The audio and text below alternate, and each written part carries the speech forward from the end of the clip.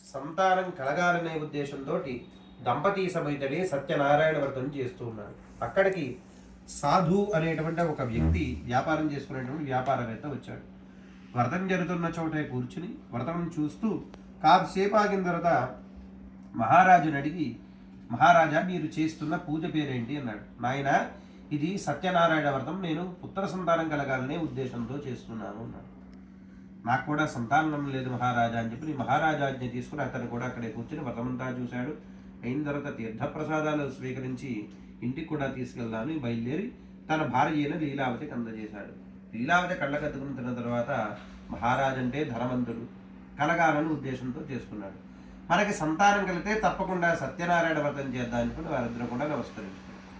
స్వామి అనుగ్రహం చేత అతి శీఘ్రంగా లీలావతి గర్భం దాల్చి 10వ మాసమున ఒక ఆడబిడ్డకు జన్మనిచ్చింది. ఆ అమ్మాయికి 11వ రోజున నామకరణ సమయంలో కళావతి అనే పేరు పెట్టారు. అప్పుడు భార్య గుర్తు చేసింది భర్తకి, ఇప్పుడు మనకి సంతానం లేక బాధపడుతున్న సమయంలో సత్యనారాయణ అనుగ్రహం చేత మనకి పుత్రిక జన్మించింది కాబట్టి మరిద్దరం ఇదే సమయంలో సత్యనారాయణ వ్రతం చేద్దాం అని చెప్పని భార్య భర్తకి చెప్పగా, అప్పుడు ఆ భర్త, ఇప్పుడు మన బంధుమిత్ర జనులు పెద్దగా రాలేదు కదా, కావున అమ్మాయి వివాహ సమయంలో అమ్మాయి వివాహం ఎంతైతే ఘనంగా చేస్తామో అంతే ఘనంగా సత్యనారాయణ వ్రతం కూడా చేద్దాం అని చెప్పని ఆ విధంగా చెప్పాడు. భార్య సర్దుపుచ్చగా కాలం గడుస్తుంది. అమ్మాయి కూడా యుక్త వయసు వచ్చింది.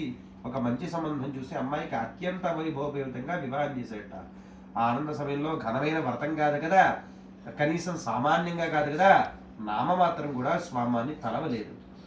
అందువల్ల అతనికి స్వామివారు అనుకున్నాడు, ఏ భక్తుడికైనా నేను కష్టం వస్తే కదా గుర్తుకొస్తాను, కావున నేను గుర్తుకొచ్చేంత వరకు అనేక కష్టాలు పాలగాక అని చెప్పి క్షమించాడు.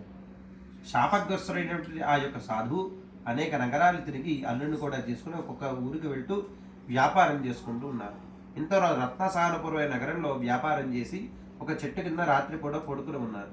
స్వామివారు ఏం చేశారు, ఆ రాజ్యంలో 2 మాయా దొంగలను ప్రవేశపెట్టి ఆ కోటలో ఉన్న ధనాన్ని ఆభరణాన్ని అపహరించి వీరు ఎక్కడైతే పడుకున్నారో ఆ మాయా దొంగలు అక్కడ పారవేసి మాయమయ్యారు.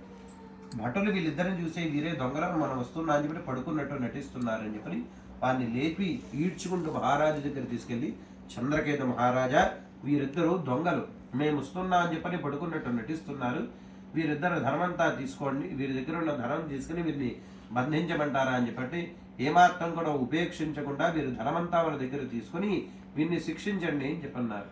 అలాగే వాళ్ళకి ఇంతకాలం కష్టపడి సంపాదించిన ధనమంతా కూడా పోయింది. అందుకని ఒక మాట అంటారు, అన్యోజోపార్జితం మిత్తం 10 వర్షాన్ని తిష్టది. అంటే అన్యాయంగా సంపాదించిన ధనం మనం చూస్తూ ఉంటాం, కొంతమంది సంపాదిస్తూ ఉంటారు, 10 వర్షాన్ని తిష్టది. ఓ 10 ఏళ్ళు ఉండొచ్చేమో, కానీ ఏకాదశాగతం చేవ 11వ సంవత్సరం వస్తుంది కదా, అప్పుడు సమూలంచ విషయం అన్యాయంగా సంబంధించిన ధనమే కాదు, ఉన్నది కూడా మొత్తం అంతా పోతుంది. అందుకని సంపాదించిన ప్రతి పైసా కూడా న్యాయంగా ధర్మంగా సంపాదించాలి.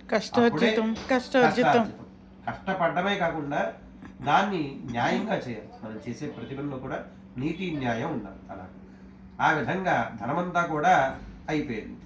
ఇంక ఇంట్లో కూడా మొత్తం దొంగలు ఎప్పుడు మొత్తం దోచుకుని పోయారట. లీలావతి కళావతి కనీసం తినడానికి తిండి కూడా లేదు.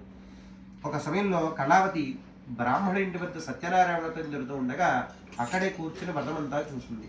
వ్రతమైన తర్వాత స్వామికి క్షమించమని, మేమేమైనా తప్పులు చేసి క్షమించే స్వామి, మా పునర్వైభవాన్ని మాకు ప్రసాదించు అని చెప్పని అనేక విధాలుగా స్వామికి నమస్కరించి ప్రసాదం తీసుకుని తన తల్లి అయినటువంటి లీలావతి కూడా తీసుకెళ్దామని ఇంటికి వెళ్ళింది.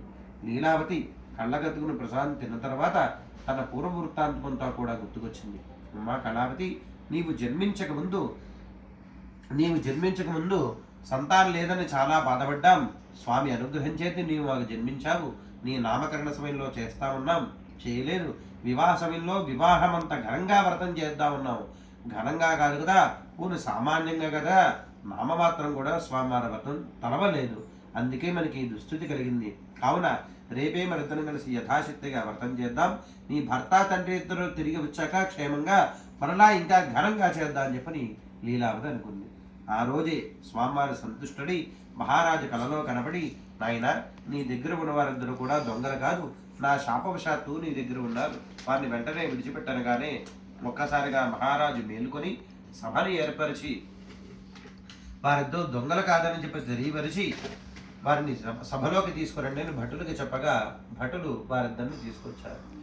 నాయనా మీరు, అప్పుడు మహారాజు, నాయనా మీరు ఏ భయపడకండి, ఎందుకంటే మీరు ఎటువంటి తప్పులు చేయలేదు కావున మీరు ఎటువంటి భయపడకండి అని చెప్పని వాళ్ళకి సంఖ్యలు విడిపించి నూతన వస్త్రాలు ఇచ్చి వారి దగ్గర తీసుకున్న ధనం కంటే త్రిగుణీకృతం 3 రెట్లు డబ్బు ఎక్కువ ఇచ్చాట. ఎందుకని?